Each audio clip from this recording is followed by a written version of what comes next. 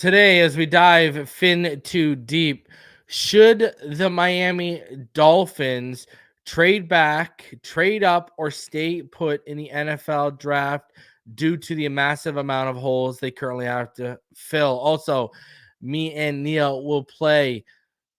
Hey, would you let a player walk, tag, or resign? We'll give you 3 players that fit that criteria. We got a lot to talk about. Smash the like button, subscribe if you're new, and as always, let's dive fin too deep.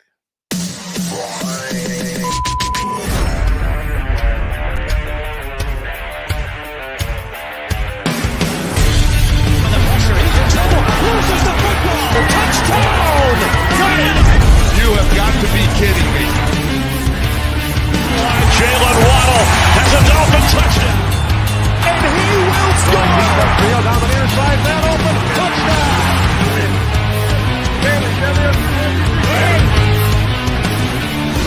The run from Tua Tagovailoa. Touchdown! He's going deep. He's got it over the touchdown again. Touchdown!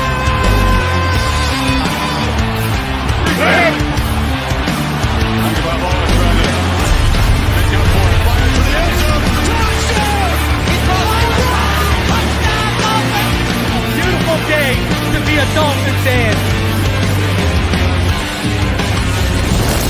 Let's go!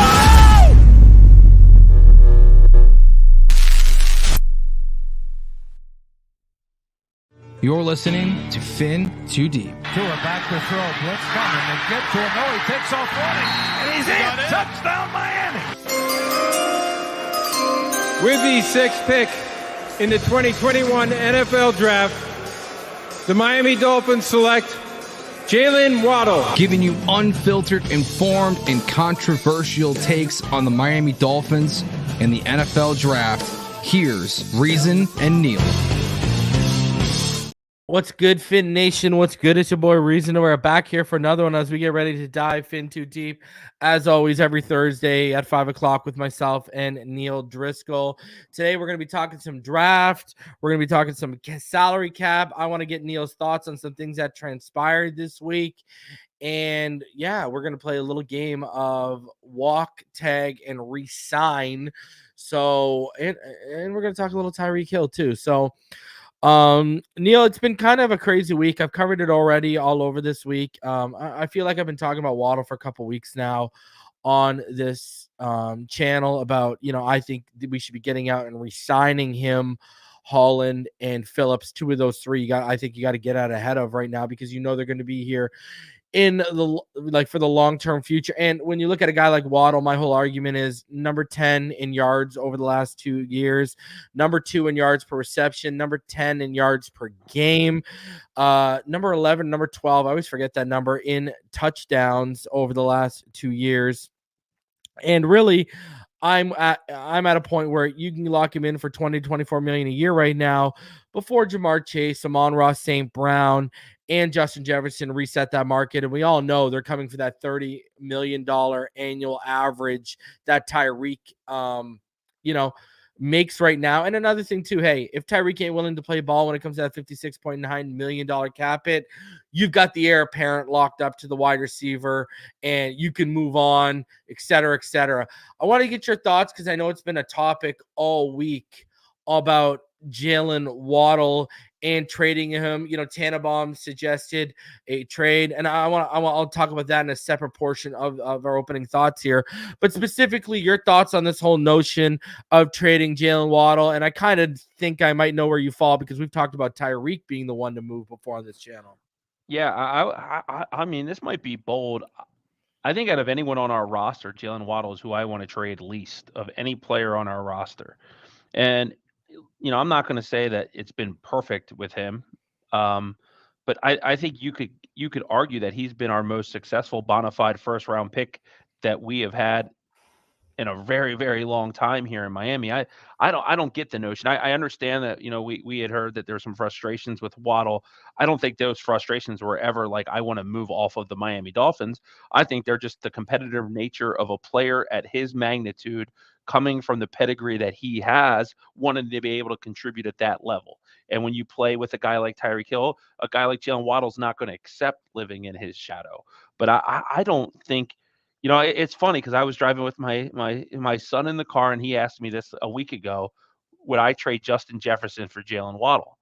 And you would think at the surface, the answer to that question is yes. But you know what? I was like, you know what? No, I wouldn't. And Justin Jefferson might be the better receiver than Jaylen Waddle. I just like how Jaylen Waddle fits into I this. don't know if I get on board with that one, bro. Yeah, it's tough, but but just to even have a conversation where you're seesawing on that decision tells me the kind of player that a Jaylen Waddle is. I think it's at everyone's board. I think a lot of people are bored because we all anticipated the Dolphins to start making some moves by now. We're Yeah. still waiting on a Tua deal. We're still, which looks like it's going to happen. A franchise tag or a new deal for Christian Wilkins is on the horizon, right? Like it seems like those dominoes are going to fall.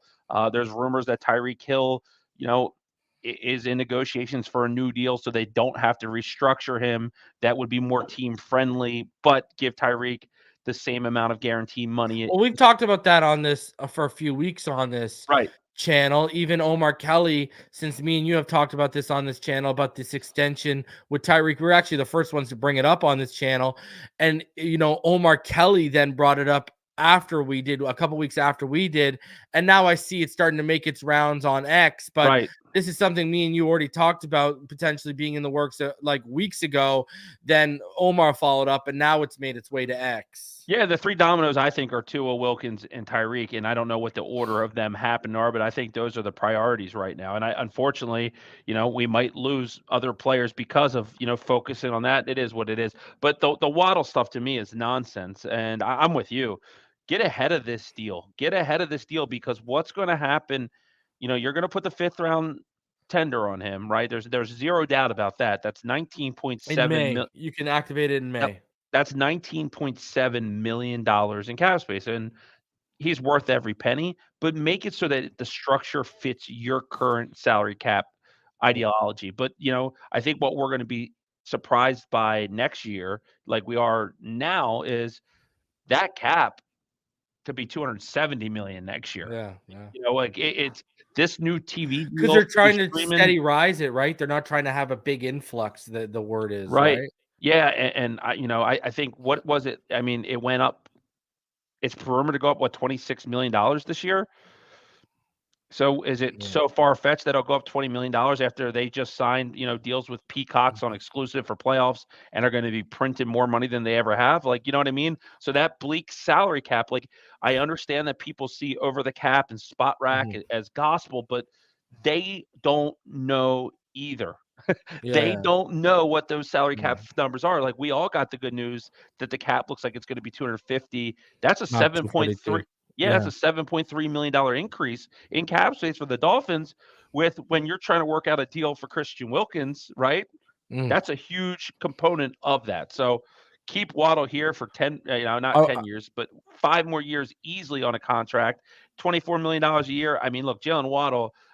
We've said this last week. Well, if you add him to a 5-year contract, it actually turns that into he's here for the next 7 years if you activate the 5th-year option, because you got this season coming up, then the 5th-year option, and then the 5-year deal kicks in. But something further point, like I've seen Barry mentioning it. He's the only one I've heard mention it. Me and you have never even talked about it privately, about things we're hearing. We've never even broached this subject publicly because we haven't heard anything about it. He keeps making a big deal about cornerback and Kader Kohou. Now, the whole reason I bring this up is because Tannenbaum suggested we trade Trent McDuffie straight up for Jaylen Waddle. And I've even had someone ask me, hey, would you trade Patrick Surtain straight up for Jaylen Waddle? And I told him, listen, this is the reason why Justin Jefferson's the only receiver I would take over Jaylen Waddle in the league right now. So that's why I said, I don't know about that. He's the only one I would take. I think he's the only one that I think he's competing with Tyreek for the best in the league right now. He's the only one I would take over Jaylen Waddle. Let me get that straight. But I said to this person when they suggested Surtain, Tua, you could throw Achane in there right now, Waddle, Javon Holland, Jalen Phillips, they're untouchable for me. That is your young core moving forward. When you do your reset or your rebuild, when you got to tear down these contracts, those are the guys that you got to make sure you keep in-house and you keep moving forward with. Now, what Barry Jackson keeps broaching is that the team needs to bring in competition, or they need to bring in a starter over Kader Kohou. He's just been absolutely slicing and dicing Kader Kohou in his articles, just bringing up PFF numbers, et cetera, et cetera. And we know the context of it. Fangio had him playing on the boundary when he wasn't ready yet, against elite guys on the boundary he wasn't ready for yet. We know how much confidence means at that position. I'm of the belief, Anthony Weaver, put this man back in the slot where he belongs, work your magic, and you will see that greatness we were seeing in year one flash. We will see it even more. And I've even said this because you were talking about the cap, and we'll get into the cap deeper here, Neil, but in a bit. But you were talking about the cap. You got Nick Needham right there. You got your competition right there. He's cheap. Fangio seemed he might have had a hard on for him. I don't know why, or maybe they just didn't think he was ready. But you got a guy who, Neil, 2 years ago, he was one of the top slot options before Kader Kohou came to town. I mean, we all remember, right? Other than Isaiah McKenzie, no one was really giving this guy problems in the slot. So, again, and then why trade for Trent McDuffie? Why trade for Patrick Surtain? We got to see what we have in Cam Smith. Me and you thought he was a first-round talent last year. We thought we got first-round talent in the second round. We've watched the film of this kid in South Carolina. We thought we got to steal where we got him at. Let this kid play. We've already got money invested in Jalen Ramsey. With what you talked about, with the holes we have, we don't have money to fill. But your thoughts on this Kader Kohou slander, and should Cam Smith be given the first shot at CB2? Is cornerback a big need for you, or is it more depth behind those guys you're worried about?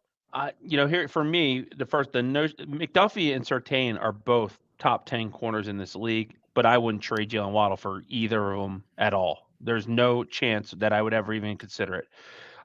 I will say this: the Dolphins to have interest in Patrick Surtain would not surprise me, not just because his dad played here, but the one thing that's really attractive for him is he is in the final year of a deal, right? And I think his cap hits around $7 million, right? So I feel like that's cheap labor for a player of his quality. And part of me does think the Dolphins are going to have interest in a veteran corner, because I think despite Cam Smith, he will get the first crack, I really believe. Kader Kohou did have a really rough season, and albeit that he was out of position, I feel like even beyond him, there's depth that's needed, and we don't want to see the Dolphins, because maybe a young Cam Smith struggles, go out there and sign an Eli Apple again, right? So I do think it's important to pay attention to the cornerback market, and I think it's ironic that we'll be releasing Xavier Howard and saving $18.5 million against the cap, because I did text you about this a couple weeks ago, that I've heard that the Ravens are seriously considering releasing Marlon Humphrey. And Marlon Humphrey, who has familiarity obviously with Anthony Weaver, I think would be a very interesting stopgap corner on a short-term deal where we would have a flux of cap space come free. I have no idea what type of contract he would be looking like, but and it's not the same Marlon Humphrey that we saw as a top 5 to 7 corner 2 years ago. But Yep. I mean, at this point of his career, he's still a younger player than Xavier Howard, and probably was a better player the last year or two overall. So I would say maybe the Dolphins are going to look at the veteran market on a post-June level. I doubt very much so that they're going to spend a high draft pick on it this year. I get the concerns. I do think that once the year before, we saw Kader as a top performance slot corner in football. So I don't think it should be judge, jury, and executor, get him out of here. But I do think the Dolphins need a contingency plan if the regression of Kader Kohou goes into 2024 and Cam Smith does struggle.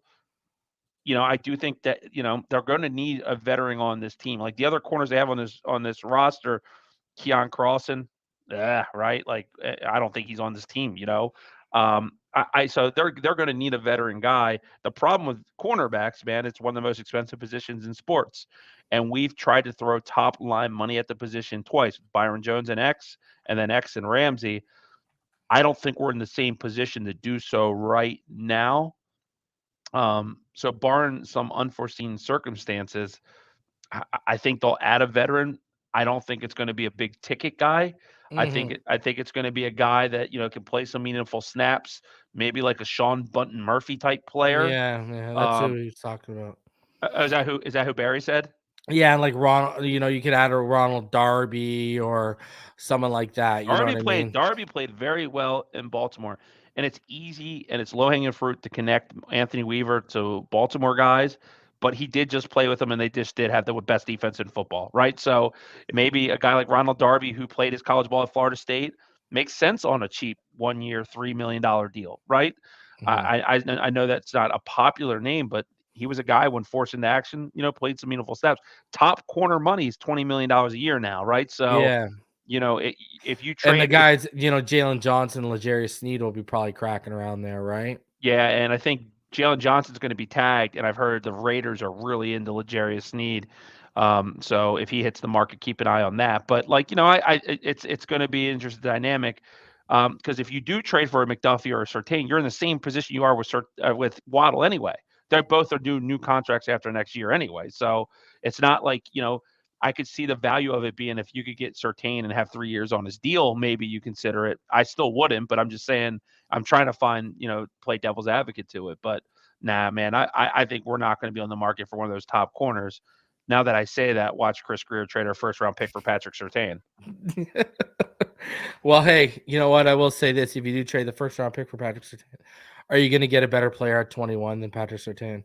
Probably not. And we're going to talk draft a lot coming up. But I've already seen the tendency with Dolphin fans in the draft that I don't like. We're getting too stuck on one player. One position, Judge JPJ. Yeah, and it's like if you don't get I him, keep warning them.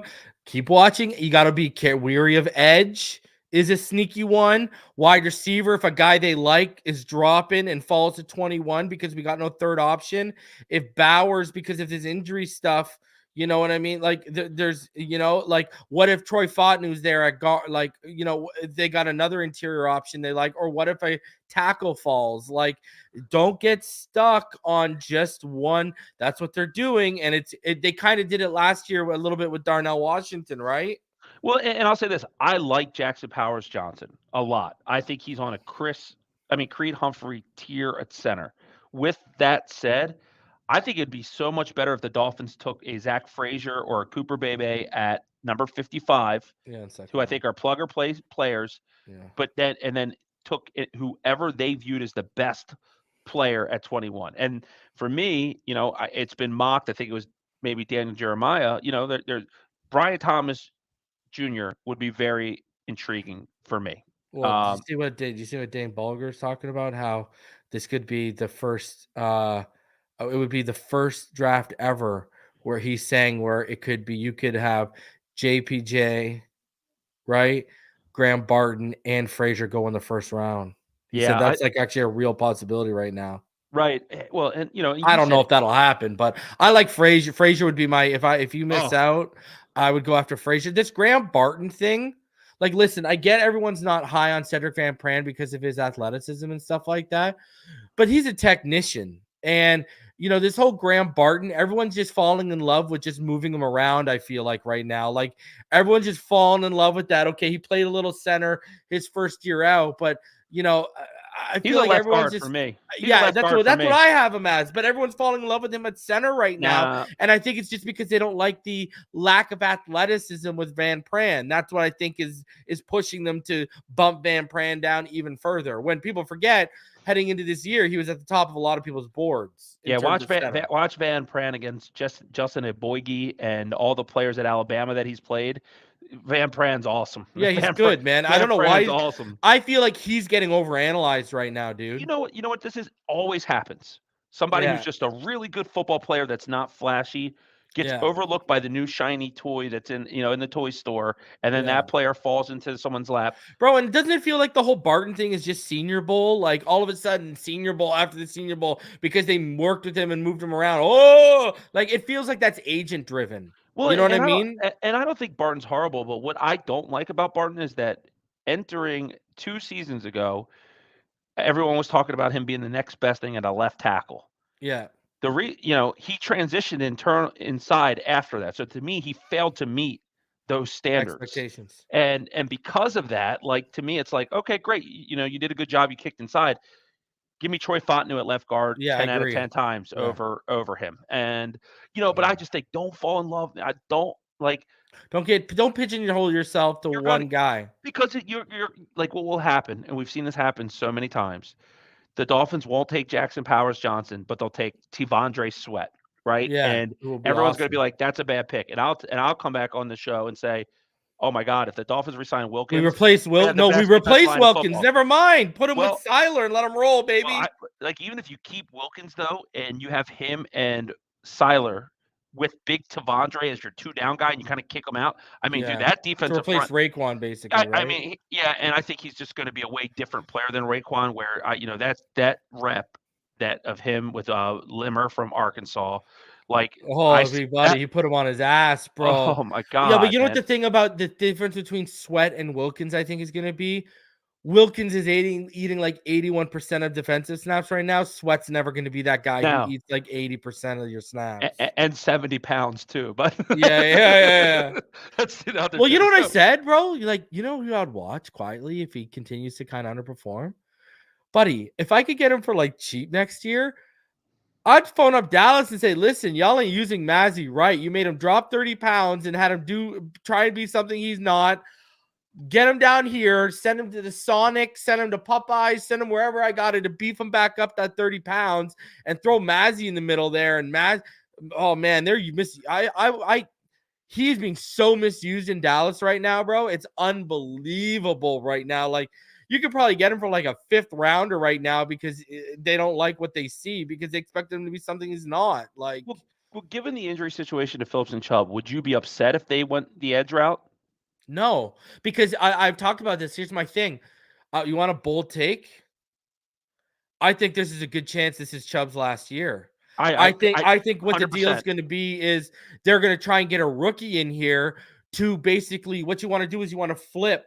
You want Phillips to take over Chubb's money, and you want an edge producer who's going to take over the rookie contract. Buddy, listen, I'm going to tell you right now, if Jared Verse is sitting there, that's what I was going to say. Like, and I see people mocking us. I don't think he's going to fall to us because he's my edge one. But Latu, like, there's no way he falls to us, bro. And I see people saying he's going to fall to us. He's going to fall to us. Buddy, I don't think he's going to fall to us. But if Latu's on the board at 21, you make that pick, bro. That's your him and Phillips. Every year I have a player that I hope quietly falls to Miami and they take. I always just have that. There's 2 players for me this year that fit that mold. Jared Verse is number 1.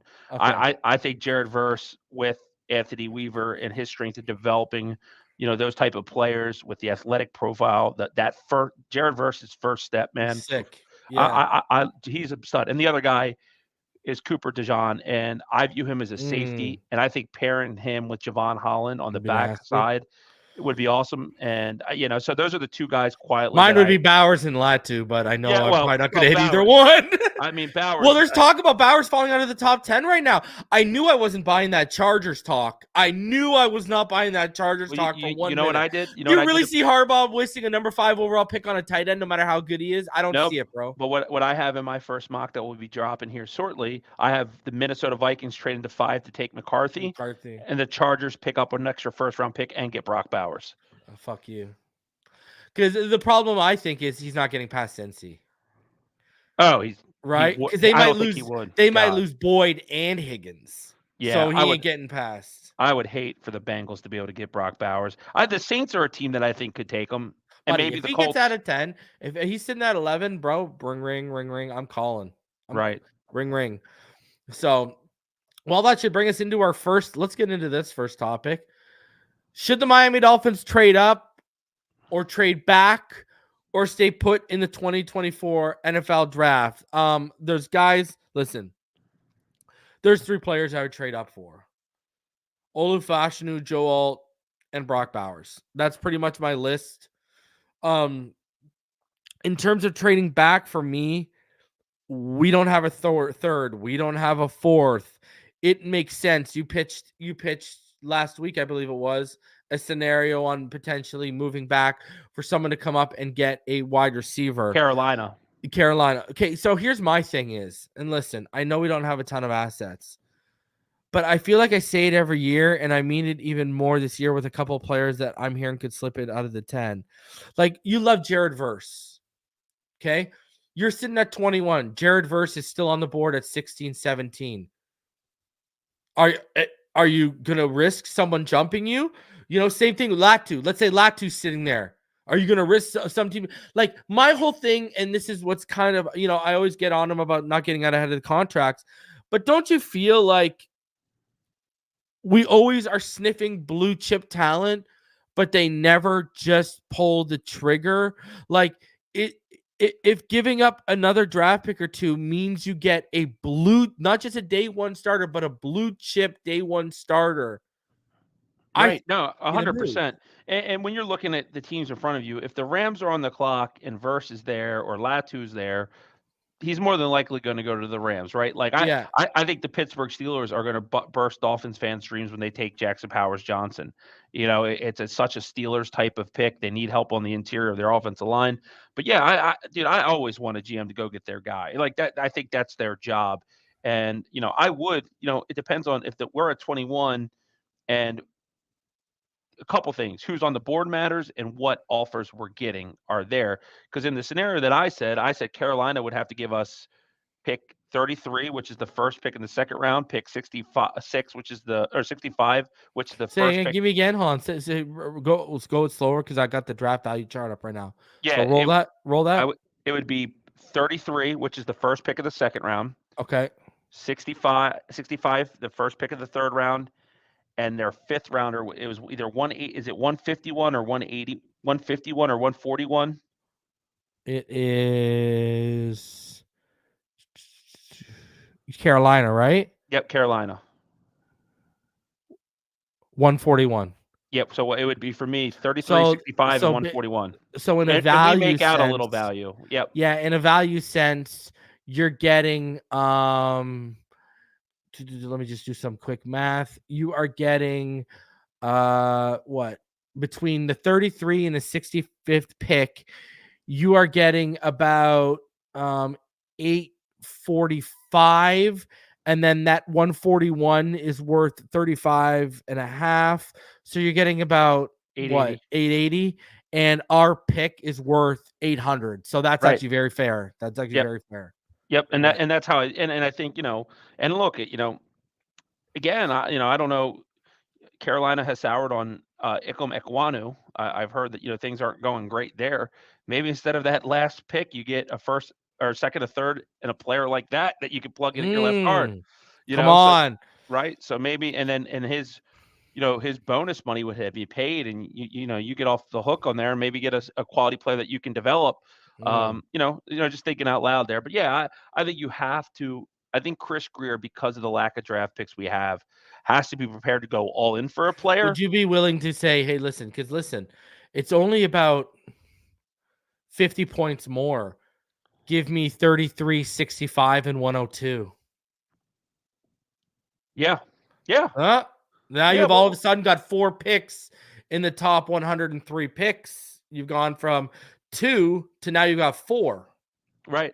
Well, look, you know, and there's going to be other teams that are looking. Like, look at teams that don't have their quarterback. If Penix and Bo Nix are there, and when it's a quarterback involved, you tend to get more value for that trade, right?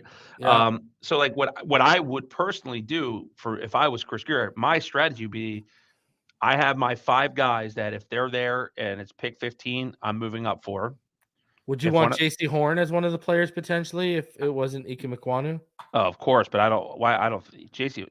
Yeah, they're not moving him. Yeah, he's valuable. He'd be good. You ain't getting 3 picks and J.C. Horn, that's for sure. I would totally do that. But yeah, so like it'll be interesting to see because look, man, we are 19 days away from the start of the new league year, right? And we have the combine right around the corner. Mm-hmm. I mean, this is the next month and a half are going to go fast. It's full on NFL draft season right now. And the way I look at it is the Dolphins are drafting what I call meat and potatoes type of players, right? Trenched players. And I think it's a really good surplus of them in round 2, where in round 1, what's the difference between a Jackson Powers Johnson at 21 and a Zach Frazier at 54? Not saying that Powers Johnson's not the better player, but after you go down 30 spots, the Dolphins could really take advantage of desperate teams in the supply and demand quarterback market and position themselves nicely to get a couple extra picks. The Raiders are a team we've done business with before. That wouldn't surprise me. Like if the Chargers don't get a corner there in their first pick, the Chargers are a team that could trade up because I know that they're desperate for a cornerback, right? So you never know. I mean, like I say this about mock drafts. If you see a mock draft without a trade, it's good to see. But with that said, it's unrealistic because there's trades in every draft. You know what I mean? So it's one of those kind of catch-22s. Well, what's crazy is like, okay, let's say Brock's falling, right? To move up to 15, so to move up 6 spots, right? To jump, look at a team who I think quietly, could target Brock Bowers is Seattle if he's falling. They lost Fant. He's a free agent. Right. That makes sense, right? So, listen, and obviously Cincinnati at 18, et cetera, et cetera. To jump to 15, would only probably cost us a third next year and a late round pick. Oh, because that 21st spot's worth about 800 and 15's worth about 1050. Well, and depending on what we have done with Wilkins, Hunt, and Connor and Van Ginkel. Yeah, but also like if Talise Fuaga's sitting there, still at 15, make the call, bro. Like I think he's a guy who could play both tackle positions because he's good enough, and he could play at guard next to Teron Armstead this year. Or if Robert Hunt walks, you got a guy who could kick at guard next to Austin Jackson. All of a sudden, you got a beefy right side of the line. Well, what I mean is that you'll know if you're getting compensatory picks. If Robert Hunt hits the market and signs with the Bears, if Christian Wilkins hits the market and signs with the Bears, if Connor Williams hits the market and signs with Dallas, right? Just saying that you'll know you're picking up 3rd and 4th round compensatory picks next year. So trade, like for me, if Brock Bowers is on the board, let's say at 12, right? The Denver Broncos. And that's too rich for the Denver Broncos to take Bo Nix. They're desperate for a quarterback. They're going to miss out on the top 3. McCarthy probably goes before them as well, right? In that scenario, move back for Denver, acquire more picks, take a Bo Nix or a Michael Penix there. You move up to 12. I would give 21 in next year's second if I had to move up to go get Brock Bowers, because I feel like we're going to have an additional 3rd and probably 2 additional in the compensatory formula. So, again. And we already have our 1st, 2nd, 3rd, 4th, 5th, and 6th and 7th next year. So adding 2 more picks to the compensatory picks, it makes you flexible with that second, like you said. Well, and look, there's 16 players that I am confident are going to go in the top 20 of the draft, right?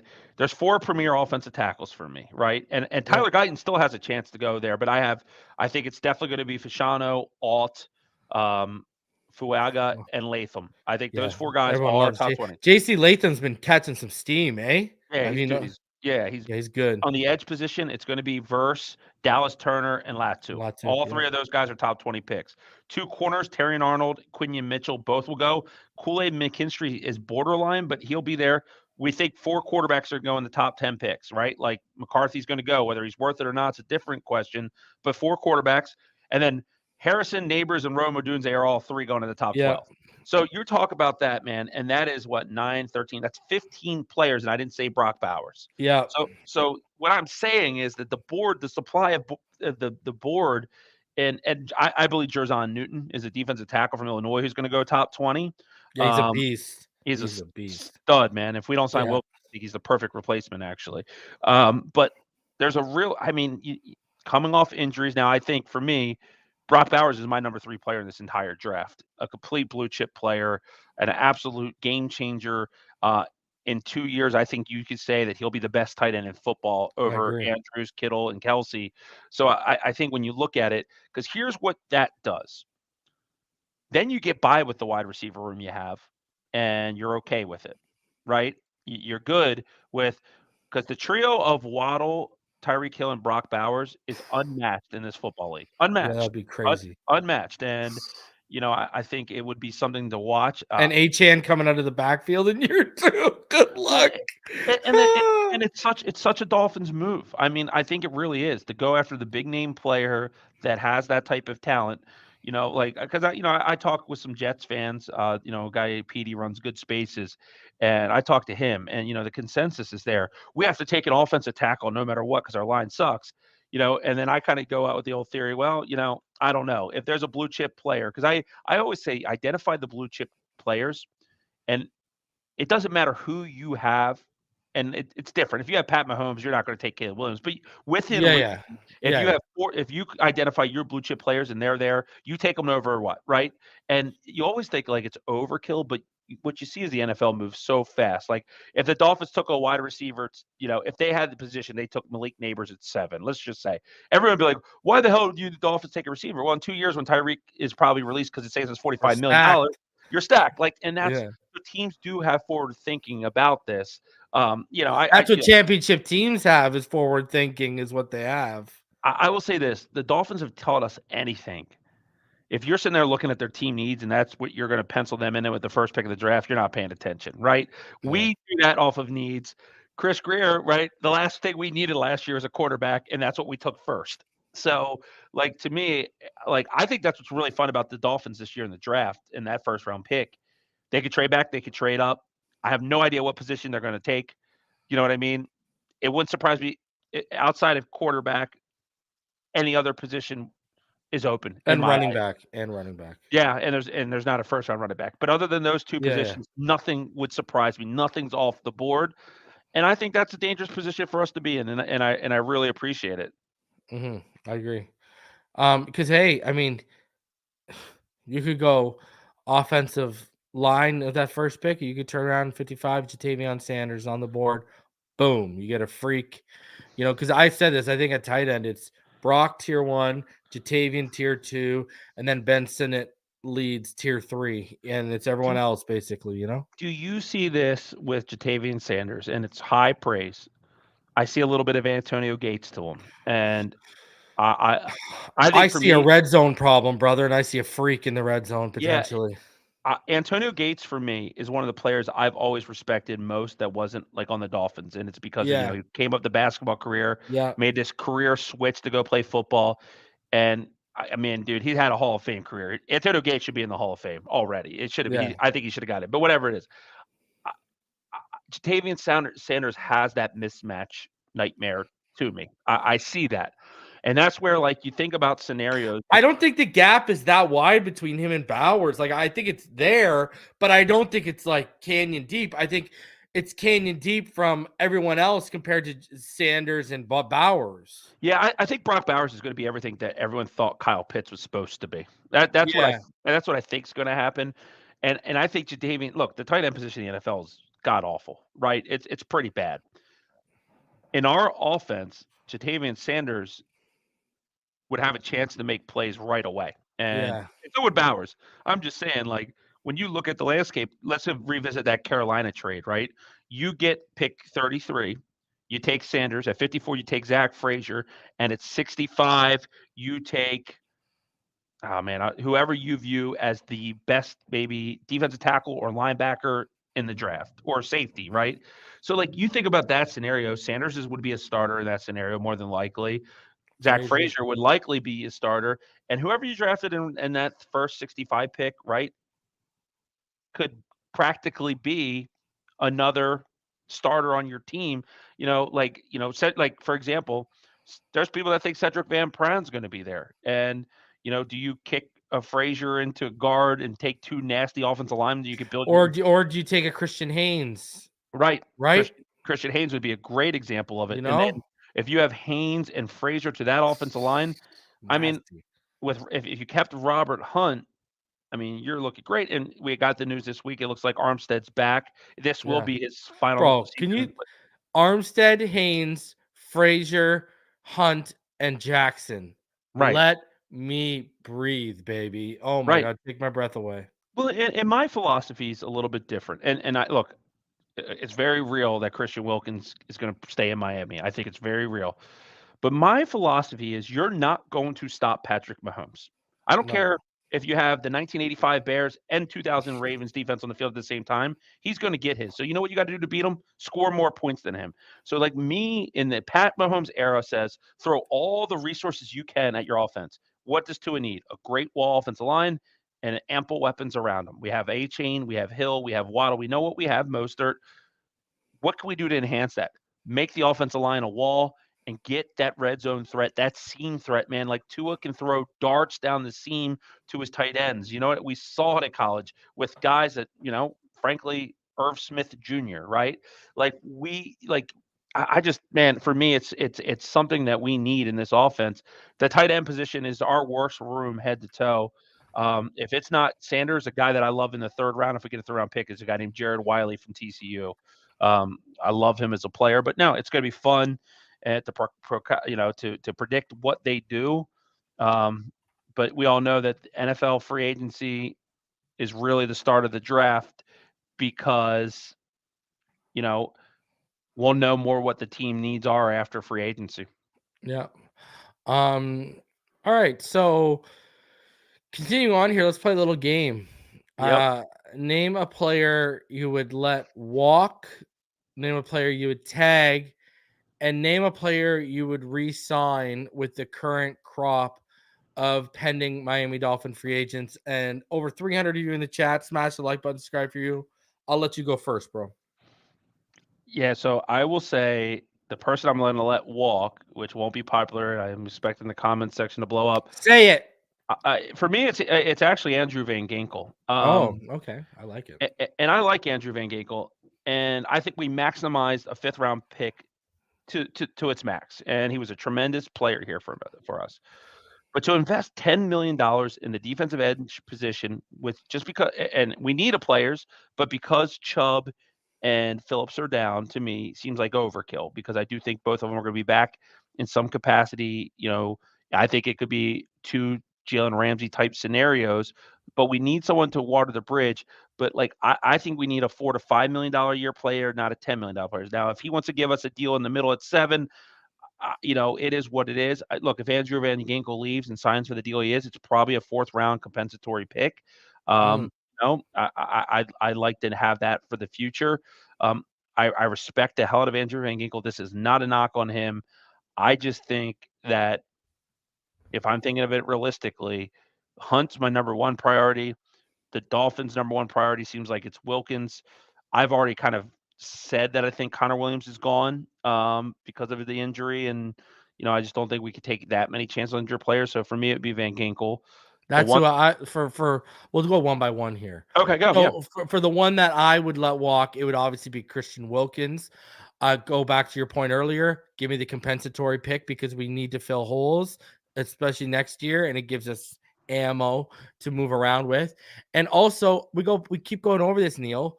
Listen, you can let Connor Williams walk, but the word I've got is they're high on Andre James, right? Right. You could sign Andre James, re-sign Robert Hunt, and still probably get another player and bring back Isaiah Wynn on a cheap contract and still have a couple million left over for what it's going to cost to get Christian Wilkins. So if you're saying I'm going to get a 3rd round compensatory pick and I'm going to be able to get 3 for 1 in terms of players signed relative to what it would cost Wilkins, to me, the math adds up to letting him walk. So Christian Wilkins is the player I would let walk. So let's go on to tag. Miami Dolphin player you would tag. We're going to agree on this one, I think. Robert Hunt for me. Okay. I think he's our best offensive line, and I don't think you can make your offensive line better by letting him leave. He's homegrown. He's our 2nd round pick. He's been here 4 years. He's legitimately gotten better every year. He's a team guy. He'll go kick off to the right tackle if you need him to. He had injuries this year, but he's been very durable outside of that. I think he came back and fought his way through an injury to be there for his team this year. I think he loves Miami. I actually think he's one of the most ascendant interior offensive linemen in the game right now. And for me, man, I think Robert Hunt, and I think if you're proactive here and you're aggressive, you might be able to get him on a 4-year, $48 million deal, $12 million, annual with, $25, $30 million guaranteed. And for me, he's worth every penny. I wouldn't tag anyone. But if I had gunned ahead, I like your idea better than tagging Wilkins because here's the thing.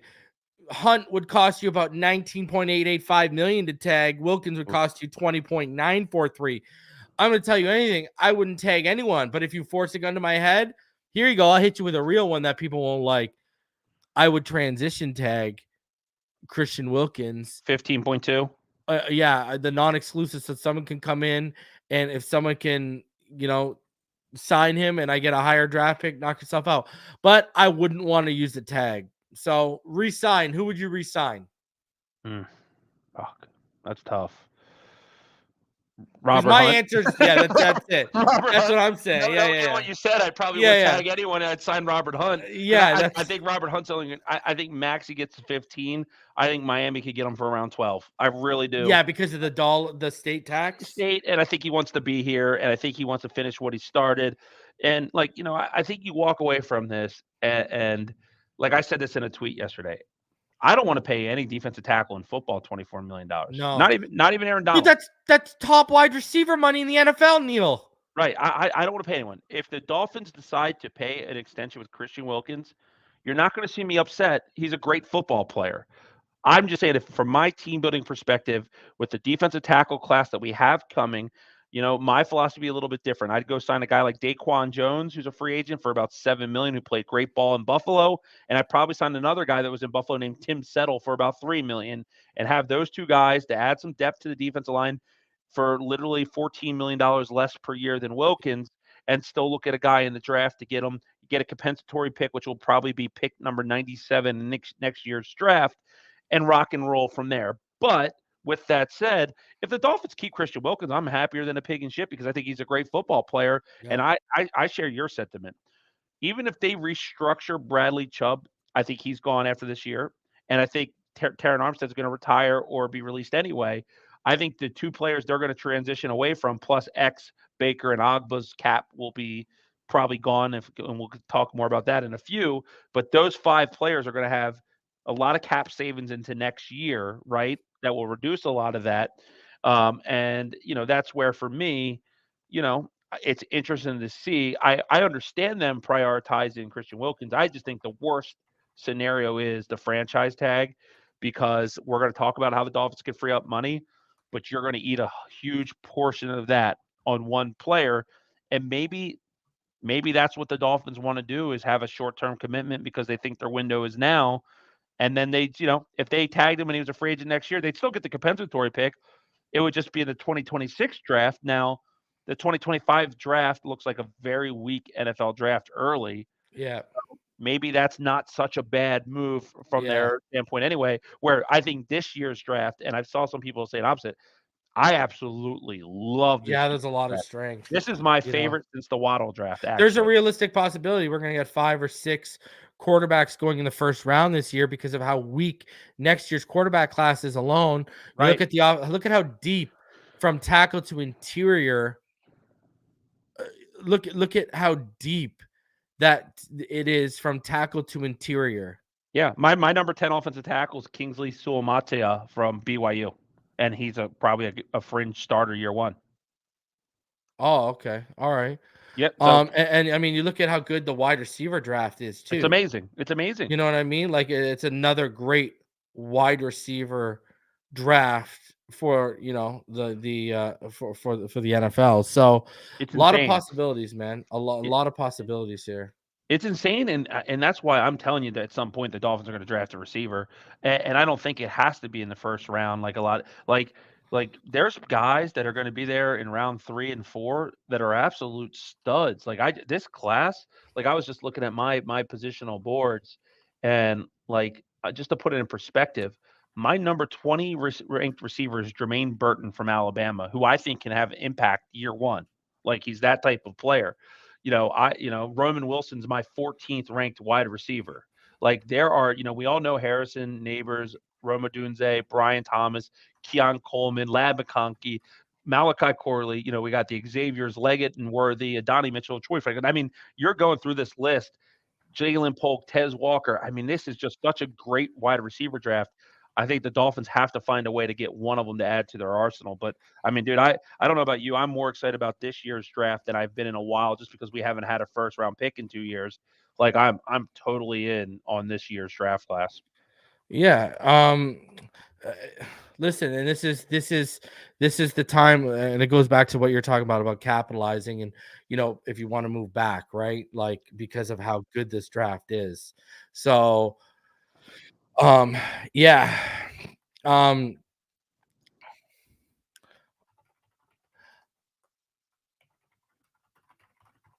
hold on. All right. Continuing on here, let's get into this because people have been asking Reason, what's the deal with the cap, especially with that new figure out. You said it, almost $7.3 million gained, and you did a little cap work here. And the original cap space was seen as about 51.8 million over the cap.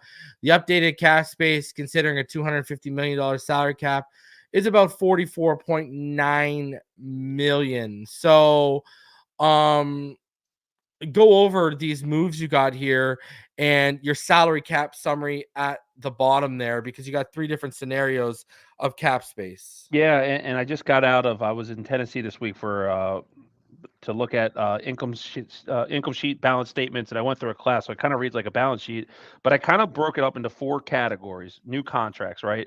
I think a Tua deal is going to get done, and I think the Tua deal is going to save roughly, anywhere from 10 to 15 million. So I kind of split it down the middle and said 12, 12 and a half, right?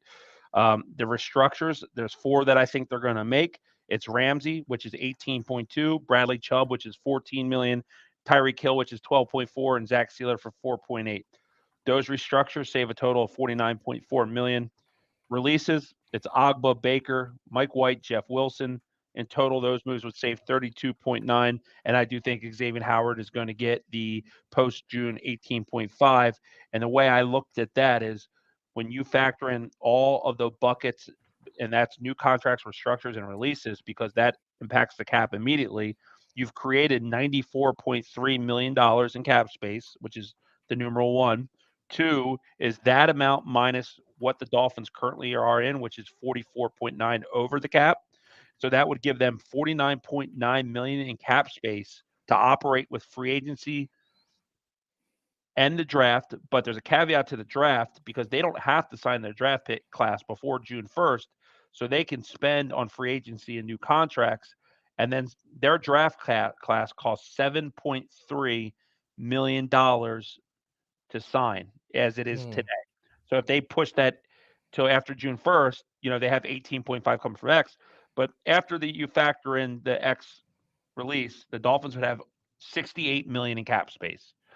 And with 7.3 of that coming, meaning their draft class, so they'd have 61 million in cap space to work with. And that's a lot of money, and a team that's in a window for right now. So that is, to put that in perspective, that's keeping Wilkins and Hunt and Deshaun Elliott, and probably being able to add one more player still, and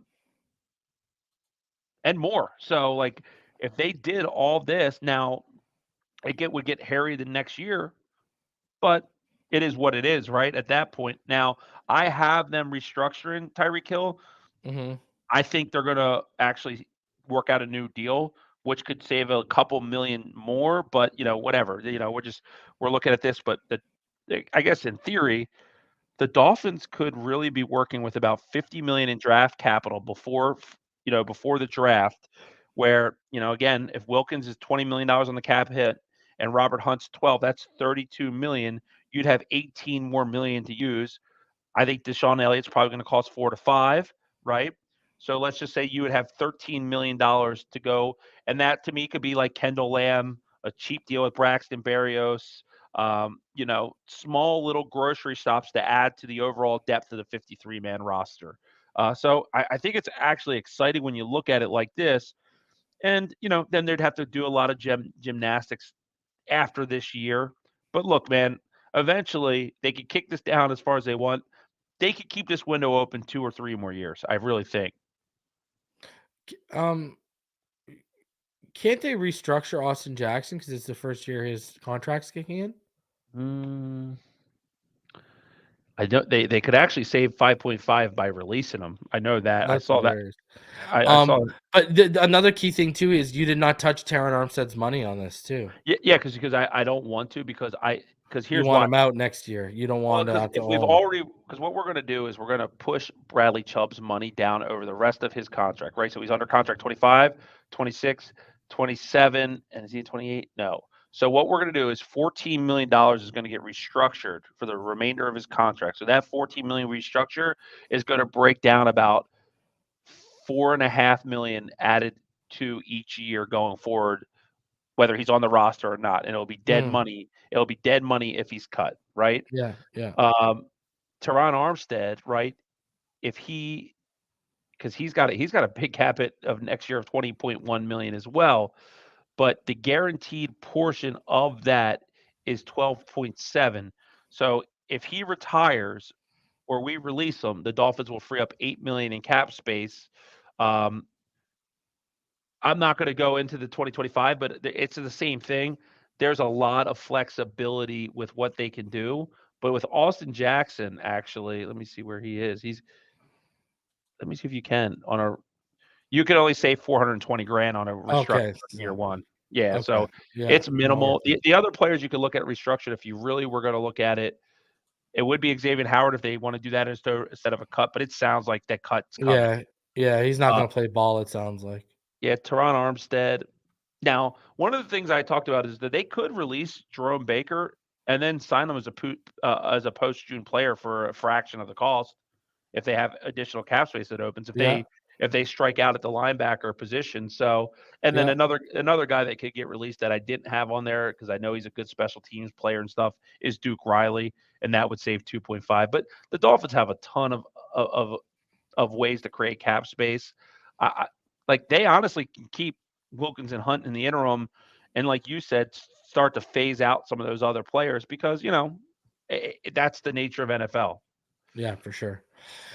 So I know I've had people asking, and there you go. There's a little bit of a cap dive for you guys because it's been something you guys have been asking about.